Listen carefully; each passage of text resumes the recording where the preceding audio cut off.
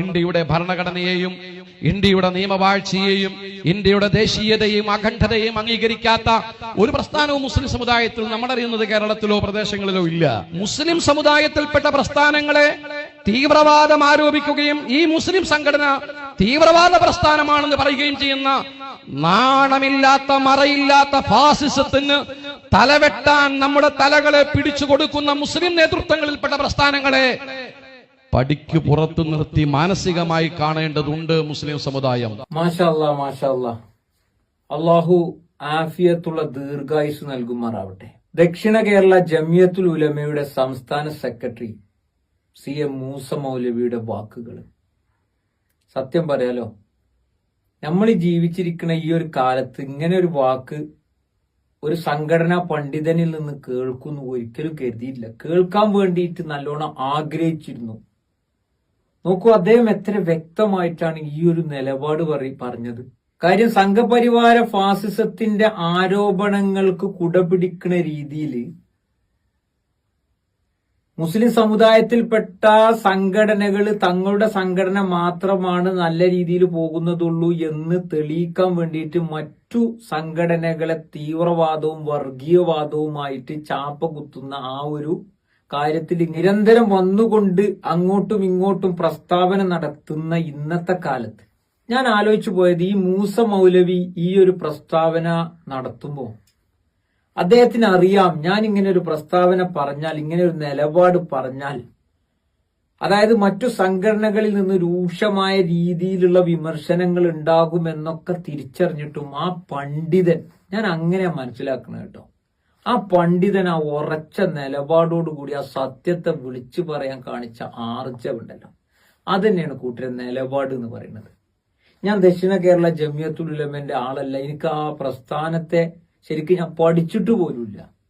ഞാൻ ഈ വാക്കുകൾ ഇങ്ങനെ എത്ര പ്രാവശ്യം റിവൈൻഡ്, എന്തോ ഒരു നല്ല നിലപാടാണ് അത് ആ പറഞ്ഞത്. നിങ്ങളൊന്ന് ആലോചിച്ച് നോക്കി, ഇന്നത്തെ കാലത്ത് ഇങ്ങനെ പറയുന്ന പണ്ഡിതന്മാരുണ്ടോ? ഇതിനെയാണ് പാണ്ഡിത്യം എന്ന് പറയാം, അതിനെയാണ് തിരിച്ചറിവ് എന്ന് പറയാം. നോക്കൂ, സംഘപരിവാര ഫാസിസം അതിന്റെ എല്ലാ വിധത്തിലുള്ള മൂർധന്യ അവസ്ഥയിൽ നിന്ന് താണ്ഡവമാടുന്ന ഇന്നിന്റെ കാലത്ത് അവരോടൊപ്പം ചേർന്നുകൊണ്ട് മറ്റുള്ളവരെ തീവ്രവാദിയും വർഗീയവാദിയുമാക്കി മാറ്റുന്ന പ്രക്രിയയിൽ ഈ പറയുന്ന മുസ്ലിം സംഘടനകളും മറ്റുമൊക്കെ ഇങ്ങനെ മത്സരിച്ചു കൊണ്ടിരിക്കുന്ന ഇന്നിന്റെ കാലത്ത് സംഘപരിവാര ഫാസിസത്തെ എതിർക്കുന്നതിന്റെ പേരില് അത് തീവ്രവാദമാണ് എന്ന് പറഞ്ഞുകൊണ്ട് സ്വന്തം സംഘടനകളെയും സ്വന്തം സ്ഥാനങ്ങളെയും ഇരിപ്പിടങ്ങളെയും ഒക്കെ സംരക്ഷിച്ചു പിടിക്കാൻ വേണ്ടിയിട്ട് മറ്റുള്ളവരെ വർഗീയമാക്കി ചിത്രീകരിക്കുന്ന ഇന്നിന്റെ കാലത്ത് നോക്കൂ, മൂസ മൗലവിയെ പോലെയുള്ള ഒരു പണ്ഡിതൻ നിന്നുകൊണ്ട്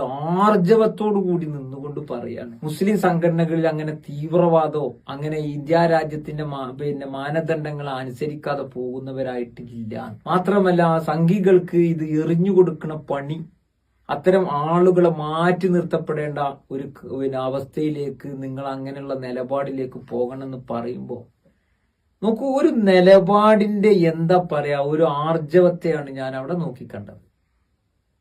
അത് ഒരു സംഘടനയുടെ സംസ്ഥാന സെക്രട്ടറി ആയി നിന്നുകൊണ്ട് തന്നെ അദ്ദേഹം അത് ഉറക്കനെ പറയാം.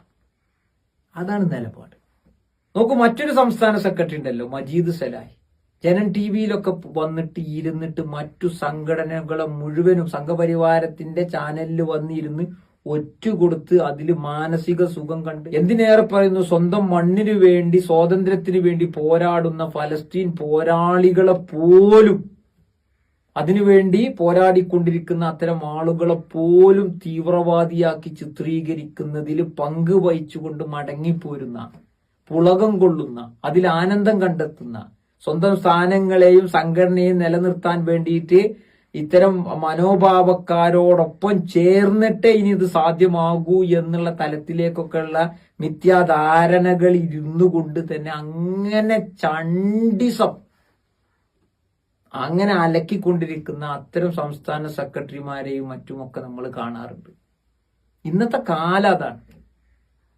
പക്ഷേ മൂസ മൗലവി എന്ന് പറയുന്ന മഹാപണ്ഡിതന്റെ നിലപാട് നോക്കൂ, അങ്ങനെ എറിഞ്ഞു കൊടുക്കേണ്ടവരല്ല മറ്റേതൊരു വലിയ യാഥാർത്ഥ്യമാണ്, നമ്മളെയൊക്കെ പിടിമുറുക്കുന്ന വലിയ യാഥാർത്ഥ്യമാണ് എന്നുള്ള തിരിച്ചറിവ് നിന്നുകൊണ്ട് ഒരു പണ്ഡിതൻ ഇങ്ങനെ പറയുമ്പോൾ അദ്ദേഹത്തിന് ഒരുപാട് പ്രതിസന്ധി ഈ വാക്കുകളിലൂടെ വരാൻ സാധ്യത ഉണ്ട് എന്ന് തിരിച്ചറിഞ്ഞിട്ട് പോലും അദ്ദേഹം പറഞ്ഞ നിലപാടുണ്ടല്ലോ, അതിന്റെ ബാക്കിൽ നിൽക്കാനാണ് ഞാനൊക്കെ ആഗ്രഹിക്കുന്നത്. അങ്ങനത്തെ പണ്ഡിതന്മാരെ ബാക്കിൽ ഇങ്ങനെ നിൽക്കുക എന്ന് പറഞ്ഞാൽ ഇന്ന് കിട്ടണിയിൽ ഏറ്റവും നല്ലൊരു കാര്യമായിട്ടാണ് എനിക്ക് തോന്നിയത്. ആർജവമുള്ള വാക്കുകൾ ആ പണ്ഡിതന്, ആ നേതൃത്വമേ, നിങ്ങൾക്ക് അള്ളാഹു ആഫിയത്തുള്ള ദീർഘായുസ് നൽകുമാറാവട്ടെ. ഈ കാലത്ത് ഇങ്ങനെ തന്നെ നിന്ന് മുസ്ലിം സമുദായത്തിന് വേണ്ടി പീഡിപ്പിക്കപ്പെടുന്ന ബാക്കിയുള്ള പാവപ്പെട്ട ദളിത് പിന്നോക്ക ജനവിഭാഗങ്ങൾക്ക് വേണ്ടി സംഘപരിവാര ഫാസിസത്തെ തിരിച്ചറിഞ്ഞുകൊണ്ട് അതിന്റെ ആ ഒരു വിഷലിപ്തങ്ങളെ മനസ്സിലാക്കിക്കൊണ്ട് ഓരോ സംഭവ വികാസങ്ങളും നമ്മളെ നാട്ടിൽ നടമാടുമ്പോൾ അതിനെതിരെ ശക്തമായ രീതിയിൽ നിങ്ങൾക്ക് നിലപാട് സ്വീകരിച്ച് മുന്നോട്ട് പോകാൻ നിങ്ങളെപ്പോലെയുള്ള ആളുകൾ ഉണ്ടാവണം ഇവിടെ എന്ന് ആഗ്രഹിച്ചുകൊണ്ട് പ്രാർത്ഥിച്ചുകൊണ്ട് നിർത്തുന്നു. അസ്സലാമു അലൈക്കും വറഹ്മത്തുള്ളാഹി.